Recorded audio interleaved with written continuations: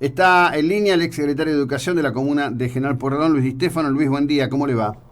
Buen día, José Luis, ¿cómo está? Bien, bueno, la verdad que siguiendo con mucha preocupación que todo el camino ganado, con tanta decisión política y con tanto esfuerzo administrativo y político, haya sido derrumbado en un par de semanas en una idea muy curiosa de paz política que tiene la actual administración de Montenegro.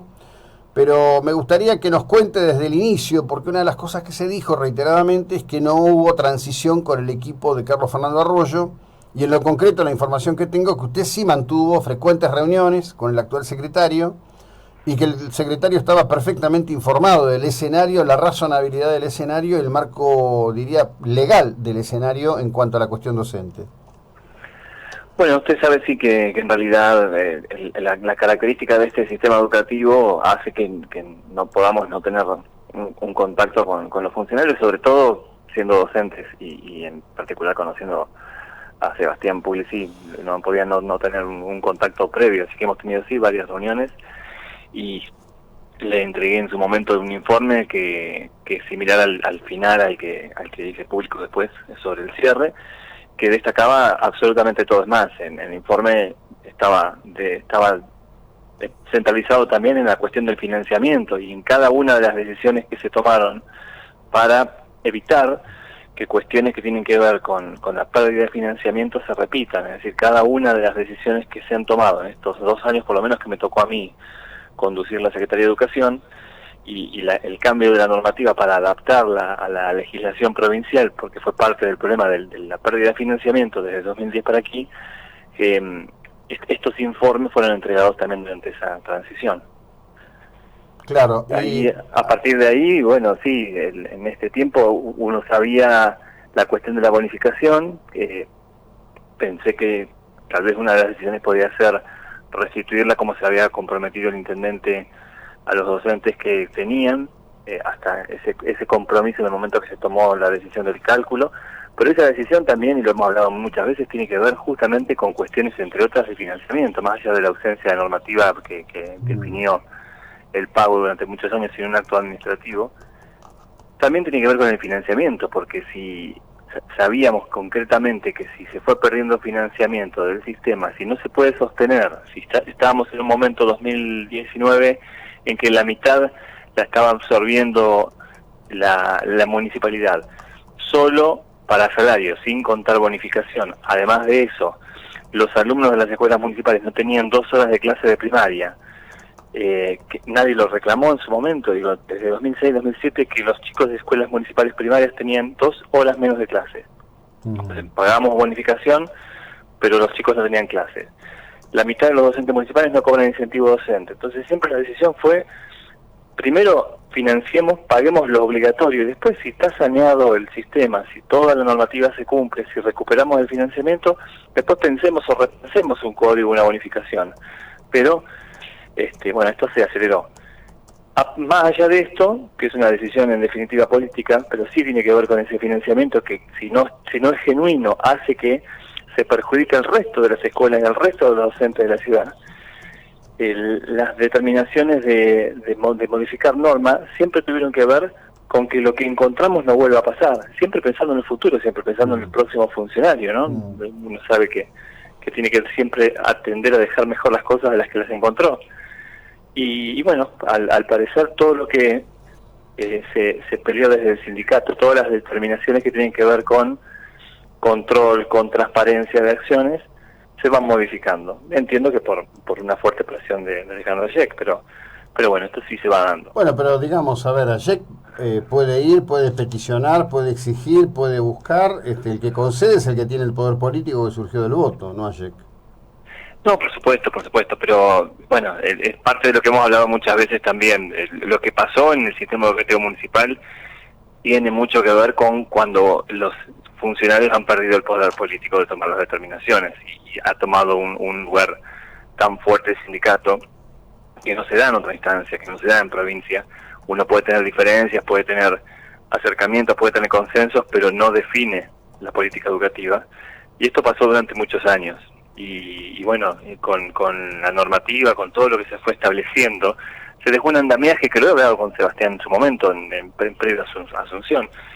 La verdad que nos tocó tomar decisiones difíciles, sí, porque sabemos justamente cómo venía el tema, y conocemos de educación, muchos años de gestión educativa, pero en provincia, acá en la ciudad, y las decisiones fueron difíciles, sí, por supuesto, pero tiene que ver con dar sostenibilidad y priorizar el recupero del financiamiento, que no perdió la administración Arroyo, se perdió desde antes, se perdió desde 2010 y está aprobado, y yo me comprometo a pasarle los resúmenes de las pérdidas de los porcentajes de financiamiento de 2010 para acá por esta desidia, por justamente cuestiones que no se controlaron, creación de cargos y de escuelas que no se pidieron autorización a provincia, las cuestiones de las incompatibilidades, irregularidades de los docentes, designaciones por fuera de la norma provincial, y esto fue haciendo que se pierda ese financiamiento.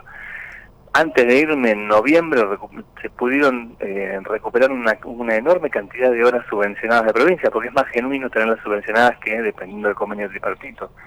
Y esto tuvo que ver justamente con demostrar que ese esfuerzo de cumplimiento de la norma se hizo, resistido por el sistema educativo en cuanto al sindicato, no a los docentes en sí. No, hay mucha resistencia a entender que hay que cumplir la norma provincial porque se entiende que es un sistema autónomo cuando no lo es.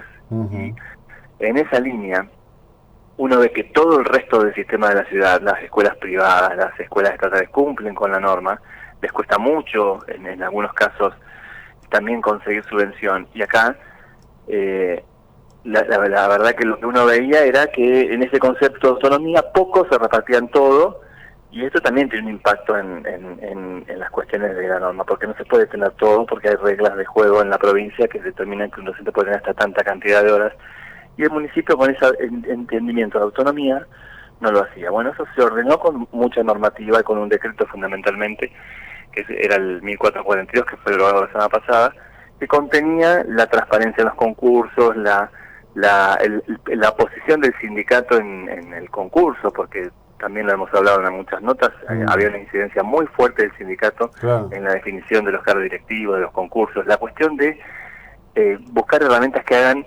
que los concursos para ingreso al sistema educativo municipal abiertos, como debe ser, no cerrados como pasó mucho tiempo, se hagan constantemente, se hagan todos los años, siempre respetando la ordenanza, porque no podemos modificar con un decreto la ordenanza.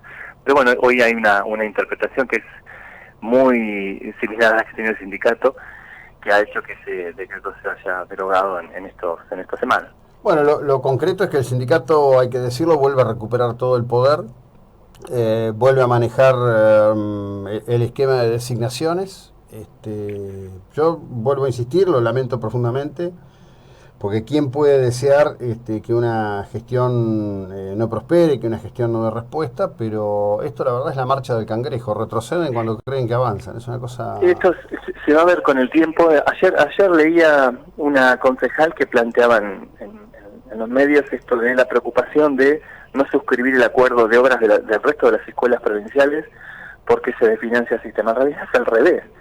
En realidad, con los recursos de las escuelas provinciales se ha sostenido este sistema, y es incorrecto porque en definitiva terminamos teniendo un municipio que solo mira el sistema educativo municipal y nada le importa lo que pase con el 90% de los docentes de la ciudad que tenemos actividades docentes en escuelas privadas, provinciales.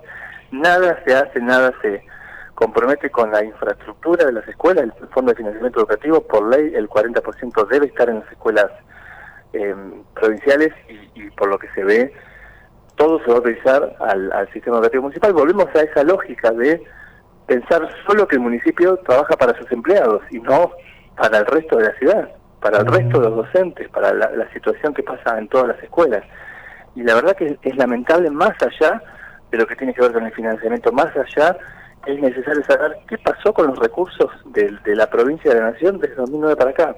Claro. Yo, en el informe de gestión he dejado claro cada una de estas situaciones y no me quedo con eso, porque como funcionario por supuesto que tengo el deber de que todo lo que se detectó, todas las irregularidades que se detectaron tengan un cierre, razón por la cual hice una presentación en provincia para que se audite todo lo que se encontró, hice una presentación al Consejo Escolar también pensando o planteando la cuestión del financiamiento por el resto de las escuelas y por el resto de los docentes de la ciudad.